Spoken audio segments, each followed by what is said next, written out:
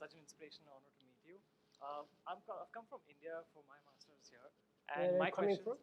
I've come from India. Yes, yes. Yeah, and my question is regarding the situation in India and Pakistan with respect to their having nuclear weapons outside of the NPT.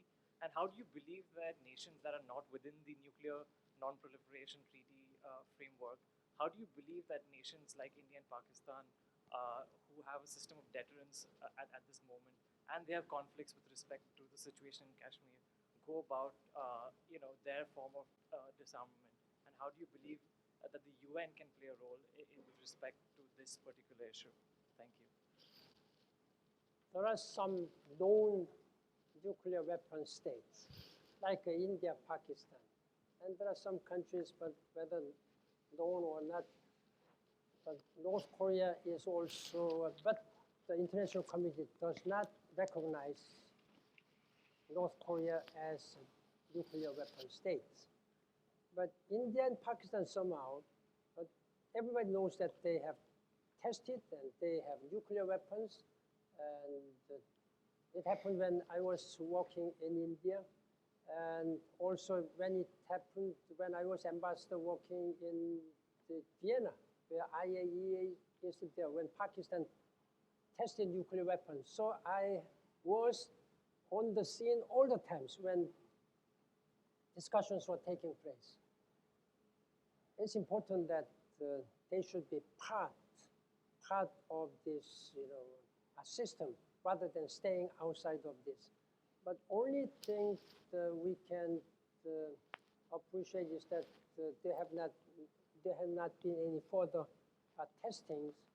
Unlike North Korea, they have been testing already 5 times. So it's important that considering the serious and negative consequences, immense consequences of nuclear weapons, all those nuclear weapons, first of all, our targets should be all eliminated from this earth. But if not, we have to have a strict control. That's what we are now talking about, arms control and disarmament. These 2 processes should go until we make sure that there is no nuclear weapons. There is no limit in deterrence. If you want to really make nuclear weapons to deter yourself, to protect yourself, it's what we say, MAD things. There is a MAD, mutually assured destruction. If you have 100, then you may want to have 120, then you may want to have 130. This is a MAD things, really. That somebody made a very good word. This is a mutually assured destruction. Therefore, it's a useless things, it's a MAD things to increase nuclear stockpiles. Therefore, we have to make sure that we do not do that. There is no such perfect deterrence. The only perfect deterrence is that we get rid of all these nuclear weapons and do not manufacture any further. Then about the message to youth, it's quite simple. Youth, they are the leaders of our world, of our future. We are living in a very limited period, but whatever we are doing, whatever I'm doing, is to give a better world, better opportunity, better hope, but to young people. Then if this kind of nuclear weapons and threat of nuclear weapons and all this some nightmarish scenario that this may go into some other rogue states, that is something which we have to prevent with all our efforts. That's what our current generation leadership have to make sure that we work for our youth generation, younger generation. And count on the United Nations. We will do all what we should do. Thank you. I'd like you all to thank the Secretary General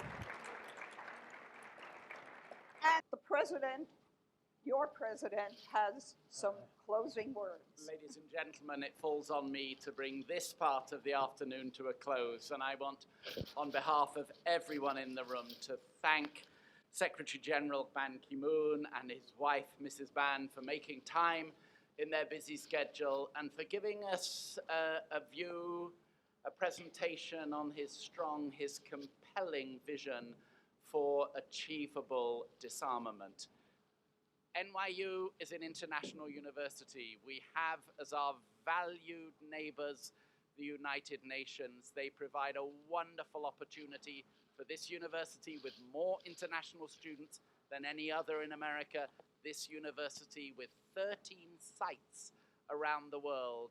The United Nations shares this city with us, and we are very pleased that it offers many opportunities for connections and collaborations with our faculty and our students. And again, Secretary General, we thank you for being here this afternoon. And there are many things in these uncertain and strange times. There are nonetheless many things to give thanks for. And I would like, on behalf of all of you in the room and on behalf of all of NYU, to give thanks to the Secretary General for his decade-long service to the world as Secretary General to the United Nations. His energy, his efforts, his commitment have made these difficult times just that little more secure and safe. We thank you.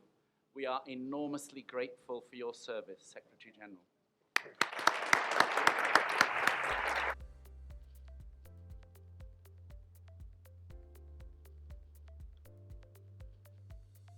May I, thank you. May I also just very quickly thank everyone who's been involved in this afternoon, and especially let me thank Edith Lederer for her chairing of the discussion.